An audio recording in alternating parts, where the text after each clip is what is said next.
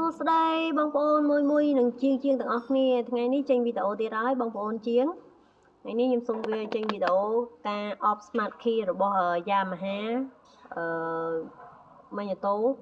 VAA បងចា VAA បងណាហើយខ្ញុំសូមបញ្ជាក់វីដេអូនេះខ្ញុំកំពុងតែធ្វើការ off smart key ជាមួយម៉ាស៊ីន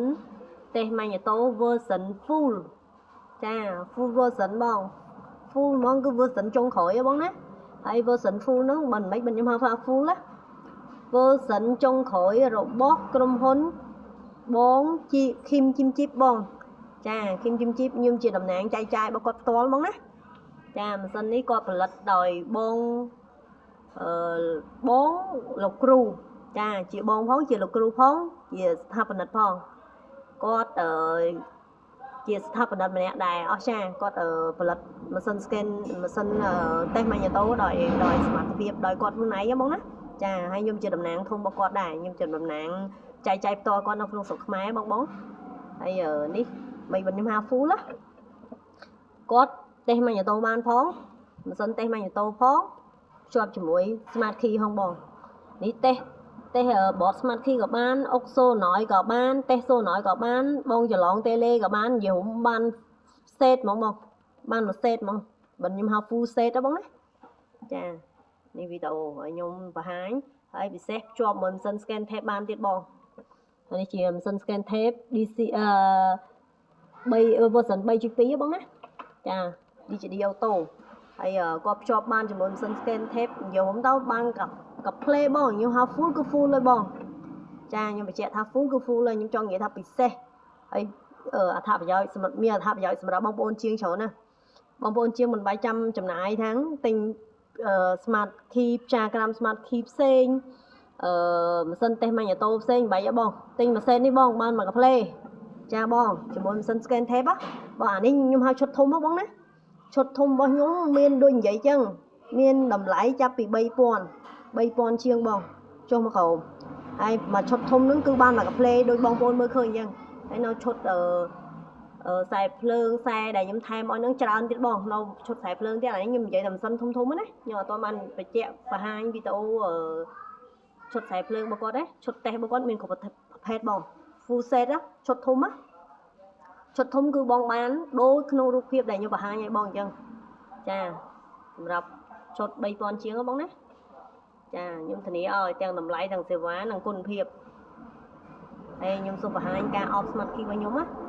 រយៈពេល off វាយូរដែរបងពេលដែលខ្ញុំបង្ហាញការ off នេះខ្ញុំបង្ហាញវីដេអូបងមុនសិនណា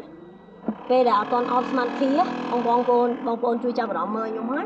ពេលអត់ទាន់ off smart key ប្រព័ន្ធភ្លើងនៅលើហ្នឹងគឺអត់មានអីទាំងអស់ឆេកក៏អត់មានបូមសាំងក៏អត់មានបិចក៏អត់មានភ្លើងមុខក៏អត់មានបូស៊ីក៏អត់ដំណើរការដែរបងចាបូស៊ីក៏អត់មានដែរណាពេលដែលខ្ញុំ off ហើយតែមកខ្ញុំចូលកម្មវិធី off ឲ្យបងប្អូនជាងផ្ទាល់មើលហ្មងខ្ញុំធ្វើណាសកម្មភាពដែលខ្ញុំមកធាបងខ្ញុំសូមតែកម្មវិធីចូលពីសិនមកស្រួលឲ្យបងមើលបានចិត្តអូខេចាំងភ្លើងអូខេឥឡូវចុះបើខ្ញុំដាក់ធំវិញលេងនឹកឃើញចឹងទៅអានេះអត់ចាំងភ្លើងអូខេខ្ញុំដាក់ធំវិញដាក់ធំបងមើលហើយខ្ញុំបញ្ជាអត់ទូចវិញអូខេ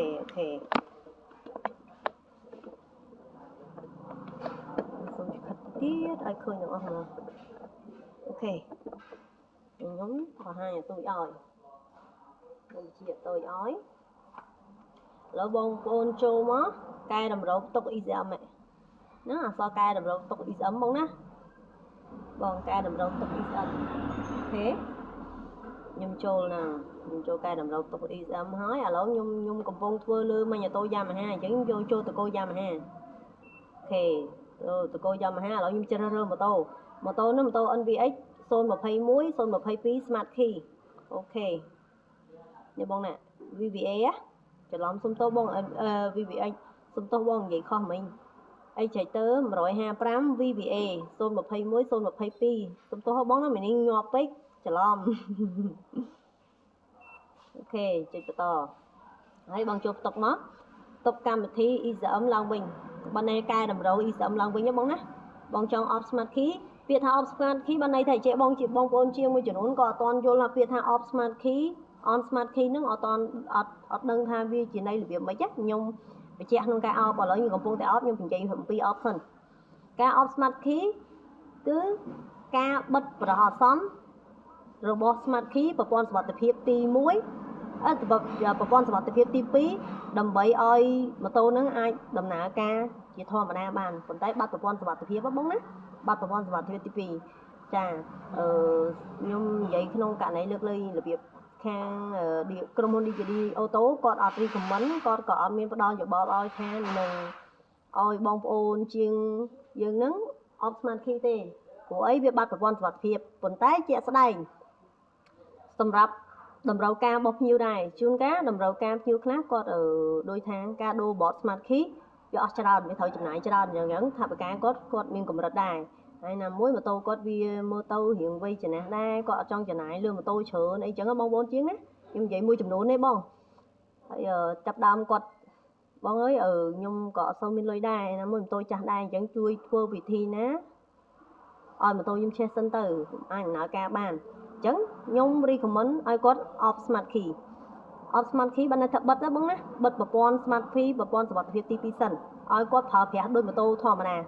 ប៉ុន្តែបាត់ប្រព័ន្ធសុវត្ថិភាពទី2ឯងប៉ុន្តែម៉ូតូគាត់អាចឆេះជិះធម្មតាមកប៊ីនលើបូមសាំងបូមអីមានមកកាផ្លេបងចា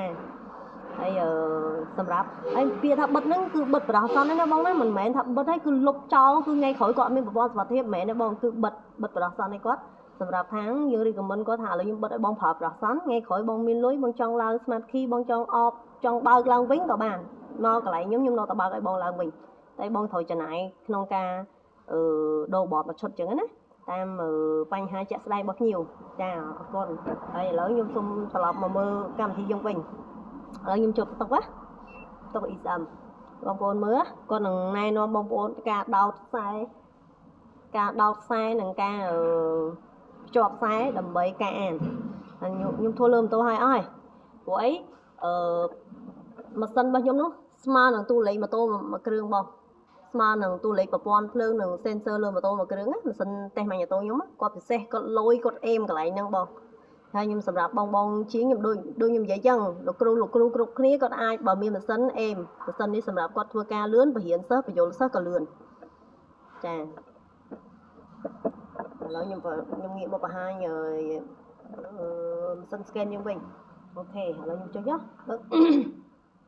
នៅលើហ្នឹងក៏គេមានភ្ជាប់ជាអក្សរបកប្រែជាអក្សរបងដែរភ្ជាប់ម៉ូតូ scan ជាមួយម៉ូតូតាមរយៈឧបករណ៍ភ្ជាប់វិនិច្ឆ័យ DLC និងខ្សែរបៀបភ្ជាប់បងណាមានខ្សែលើហ្នឹងបងមើលតាមហ្នឹងទៅវីដេអូវែងពេកខ្ញុំអត់និយាយវែងឆ្ងាយមួយបងទេឥឡូវខ្ញុំចុចបន្តអូខេឥឡូវទៀមបិទសោបងណាហើយខ្ញុំក៏បិទសោដូចនៅលើម៉ូតូអញ្ចឹងបងណានៅលើម៉ូតូបងធ្វើអញ្ចឹងធ្វើរបៀបការណែនាំហ្នឹងនៅលើម៉ាស៊ីនខ្ញុំធ្វើតាមការណែនាំនេះខ្ញុំបិទសោ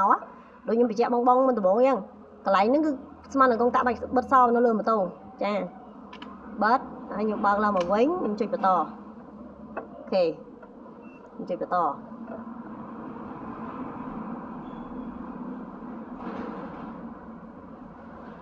គាត់កំពុងតែដំណើរការណាបងណាកំពុងតែដំណើរការគាត់ឲ្យយើងពិនិត្យមើលលេខកូដរបស់ម៉ាញ៉ាតូតើត្រឹមត្រូវអត់ចាតែបងពិនិត្យមើលលេខកូដម៉ាញ៉ាតូយើងត្រឹមត្រូវនៅត្រឹមត្រូវយើងជិះបន្តចាអញ្ចឹងរបស់ខ្ញុំត្រឹមត្រូវណារបស់ខ្ញុំត្រឹមត្រូវខ្ញុំជិះបន្តឥឡូវគាត់សួរណែបញ្ចូលទិន្នន័យដើម ESM បញ្ចូលទិន្នន័យអ្នកប្រើប្រាស់ត្រូវតែចិត្តសង្គ្រោះ ESM អន័យថាបញ្ចូលទិន្នន័យដើមបើន័យថាទិន្នន័យដើមរបស់បង smart key មានប្រព័ន្ធ smart key បើន័យថាទិន្នន័យដើមគាត់មានហើយស្រាប់សម្រាប់ម៉ូតូពេលដែលបងបិទណាបងបិទប្រព័ន្ធសុវត្ថិភាពបងបើកវិញបញ្ចូលទិន្នន័យដើមតែនេះខ្ញុំទិន្នន័យដើមស្រាប់ប៉ុន្តែខ្ញុំបើកខ្ញុំបិទប្រព័ន្ធសុវត្ថិភាពណាខ្ញុំចូលទី2ហើយគាត់នឹងមានការណែនាំលើហ្នឹងណាអានេះគឺបំរាមរបស់ក្រុមហ៊ុនណាក្រុមហ៊ុនគាត់អត់ដូចខ្ញុំនិយាយមុនហ្នឹងអញ្ចឹងគឺគាត់អត់ recommend ឲ្យoff smart key ទេប៉ុន្តែដូចខ្ញុំនិយាយក្នុងវីដេអូអញ្ចឹងបងត្រឡប់ទៅមើលវីដេអូខ្ញុំអត់បន្តនិយាយវែងឆ្ងាយទៀតណាខ្ញុំចុចបន្តខ្ញុំដឹងតម្រូវហើយឥឡូវនេះហើយ off smart key ហ្នឹងបងមានជំរើសទេណាពេលដែលបង off smart key ហ្នឹង បងចង់តឡើងសាំងបន្ថែមក៏បានបងចង់តម្លាក់តួលេខសាំងក៏បានប៉ុន្តែចិត្តខ្ញុំតឡើងបែបធម្មតាខ្ញុំអត់ recommend ឲ្យតឡើងសាំងទេសម្រាប់ភ្ញៀវដែលគាត់ទាមទារតឡើងសាំងបើខ្ញុំតឡើងឲ្យគាត់តែបើសម្រាប់ខ្ញុំអបឲ្យភ្ញៀវគឺខ្ញុំដាក់តឡើងស្តង់ដារធម្មតាបងតែបងចូលអន smart key មកនេះបងបិទបើនេះថាបិទទេបងណាអានេះបិទបដោះអាសន្នបងណាមិនមែនលុបចោលទេណាខ្ញុំចង់បញ្ជាក់បងជាងមួយចំនួនគាត់អត់ទាន់ដឹងគាត់អត់ទាន់យល់ពីកន្លែងនេះច្បាស់គាត់ឮតែពាក្យថាអត់ smart key មិនន័យថាបិទលុបចោលប្រព័ន្ធ smart key ហ្នឹងលេងមានប្រព័ន្ធសុវត្ថិភាពមិនមែនទេបងខ្ញុំសូមបញ្ជាក់ម្ដងហើយម្ដងទៀតគឺបិទបណ្ដោះអាសន្នសម្រាប់បងប្អូនគាត់ត្រូវការចង់ថ្ងៃក្រោយចង់ដាក់ smart key ឡើងមកវិញគាត់បើកឡើងវិញធម្មតាឯងបងណាចាឥឡូវខ្ញុំជួយបន្តទៀតអូខេឥឡូវគាត់កំពុងដំណើរការបងណារយៈពេលរបស់គាត់បិទ smart key ហ្នឹងក៏យូរដែរគួរសមដែរបងតែស៊ីចង់លើអ៊ីនធឺណិតទៀតបើអ៊ីនធឺណិតបងដើរលឿនអត់ slow ក៏គាត់លឿនតាមហ្នឹងតែបើករណីអ៊ីនធឺណិត slow គាត់យូរដែរចាំមើលអ៊ីនធឺណិតខ្ញុំដើរយឺតអត់តែអ៊ីនធឺណិតខ្ញុំមិនរយៈហ្នឹងគឺដើរយឺតមែនហើយសម្រាប់បងប្អូនជាងដែលមានតម្រូវការចង់បានម៉ាស៊ីន scan tape DHD auto ខ្ញុំមានmarketplace បងណាខ្ញុំមានម៉ាស៊ីនខ្ញុំលក់តម្លៃពិសេសហើយមានប្រម៉ូសិនពីក្រុមហ៊ុន10គ្រឿងដូចខ្ញុំនិយាយចឹងពីហាងខ្ញុំផ្ទាល់គឺមានប្រម៉ូសិន10គ្រឿងសម្រាប់បងប្អូនជាងមានប្រម៉ូសិនពិសេសថែមជាដូច scan បន្ថែមជាងប្រភេទកម្មវិធីតឡោង file ចាមានច្រើនហើយសម្រាប់ការតឡោង version រយៈពេល10ឆ្នាំគឺ free បងណា DHD auto គឺអត់តម្រូវឲ្យបងប្អូនជាងត្រូវតែបងសេវាផ្សេងនៅលើម៉ូតូទៀតទេនៅលើម៉ាស៊ីនទៀតទេចាគឺអត់មានតម្រូវនឹងទេបងពេលដែលមានចងល់អីឬក៏មាន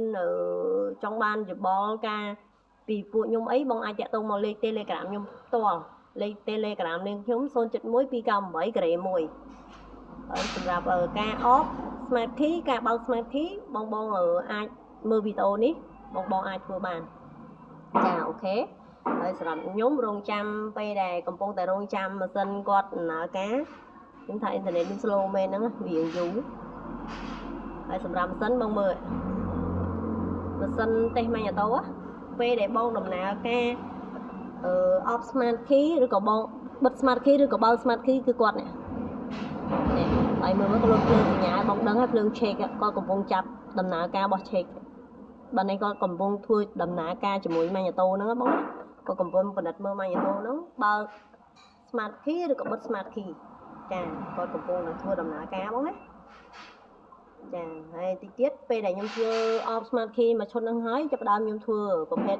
តេស្ត smart key ឲ្យបងប្អូនជាងគាត់មើលដែរ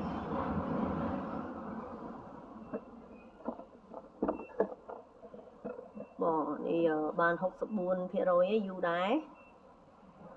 សម្រាប់ការអត់នេះយូរជានាទីព្រោះ slow internet ផងហើយជាវែងវីដេអូនេះហើយដូចខ្ញុំនិយាយយើងសូមបញ្ជាក់បងប្អូនណាសម្រាប់បងប្អូនជាងដែលត្រូវការម៉ាស៊ីនស្កេននេះអាចតាក់ទងមកបានអូនដែលមានតម្រូវការចង់បានម៉ាស៊ីនស្កេនអាចតាក់ទងហាងយើងខ្ញុំមានការពង្រៀនច្បាស់លាស់គ្នាក្នុងការប្រាប់ណាបទតំណាងក្រុមហ៊ុនច្បាស់លាស់បងខ្ញុំយកពីតំណាងក្រុមហ៊ុនតំណាងរបស់ក្រុមហ៊ុនខ្ញុំយកពីក្រុមហ៊ុនមកតបងគឺអត់ខ្ញុំជាតំណាងក្នុងខេត្តហ្មងបងខ្ញុំជាតំណាងក្នុងខេត្តហ្មងណាបងណា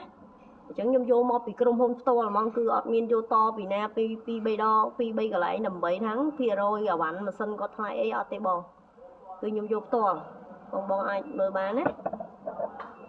មានម៉ាស៊ីនម៉ាស៊ីន scan tape version 3.2 បងទីទៀត version នៅឡើងទៀតបង version នៅឡើងបន្តទៀតមានអត់តែមានកម្មវិធីថ្មីស្ថាបនិកគាត់នឹងតម្លាក់ចូល file ហ្នឹងហើយគាត់តម្លាក់ចូល file ម៉ាស៊ីន scan ដើម្បី version ថ្មីហ្នឹងដំណើរការល្អម៉ាស៊ីនទេហើយបងណាអូខេយូរគួរសមដែរនេះសម្រាប់ម៉ាស៊ីនដូចតេស្តបងច្រើនប្រភេទខ្ញុំយកចេញមកប្រើអស់នេះហើយបងរួចរាល់អស់ហើយបងណាម៉ាស៊ីនបានអស់ហើយបងមើលភ្លើង check គាត់នឹងឈប់ដំណើរការអូខេចា បងងាកមកមើលម៉ាស៊ីនតែម៉ាញ់ម៉ូតូវិញបងឃើញទេលើង check របស់គាត់ជប់លោតហើយជប់ដំណើរការបានន័យថាគាត់ចាប់ធ្វើទួនាទីគាត់រួចរាល់ហើយអស់ហើយអញ្ចឹងទួនាទីបន្ទាប់របស់បងគឺបងគ្រាន់តែបិទសោហើយបងបើកសោឡើងមកវិញហើយបងចុចបន្តទៀតមកនេះបញ្ឈប់ម៉ាស៊ីនម៉ាស៊ីន scan tape មកបងក៏ឈប់ម៉ាស៊ីន scan tape ប៉ុណ្ណឹងមករួចហើយបងបើកណ៎បងឃើញទេឃើញអត់វីដេអូចឹងនិយាយពេលបងអបហើយគឺគាត់ចេះភ្លើងម៉ូទ័របូមសង់ត្រូវតែបូមប៊ិចត្រូវតែមានភ្លើងមុខធម្មតាការឆេកគឺអត់មានកំហុសគឺឆេកក៏អត់លោតទេចានេះសម្រាប់ទទួលយ៉ាម៉ាហាបងណាមកប៊ីនបាញ់ភ្លើងបងមើលមកប៊ីនរូស៊ីក៏បាញ់ភ្លើងអាហ្នឹងបានន័យថាបងអបហើយចាបានន័យបងបិទប្រព័ន្ធសុវត្ថិភាពនេះហើយបងណាចាហើយវីដេអូដូចខ្ញុំបញ្ជាក់អញ្ចឹងបងទុំបិទសិនបងរៀងប្រឡងដែរអញ្ចឹងណាគឺប្រឡងដែរនិយាយស្ដាប់អត់បានចាអូខេវីដេអូខ្ញុំមានប៉ុណ្ណឹងណាបងណាហើយដូចខ្ញុំនិយាយចឹងបងដែលមានតម្រូវការម៉ាស៊ីន scan tape ការបង្រៀនច្បាស់លាស់និងការទំនួលខុសត្រូវក្នុងការបង្រៀនខ្ញុំដូចខ្ញុំនិយាយចឹងតាក់ទង Telegram មកបងខ្ញុំផ្ដល់ទំនុកចិត្តឲ្យបង 100% ហើយវីដេអូបន្ទាប់គឺខ្ញុំតេស្តលើ Smart Key ចាខ្ញុំធ្វើលើ Smart Key ដើម្បីបង្ហាញវីដេអូឲ្យបងមើលថាម៉ាស៊ីនតេស្តម៉ាញ់ម៉ូតូនេះមានអត្ថប្រយោជន៍ច្រើនយ៉ាងណាសម្រាប់បងប្អូនជាងអញ្ចឹងវីដេអូសូម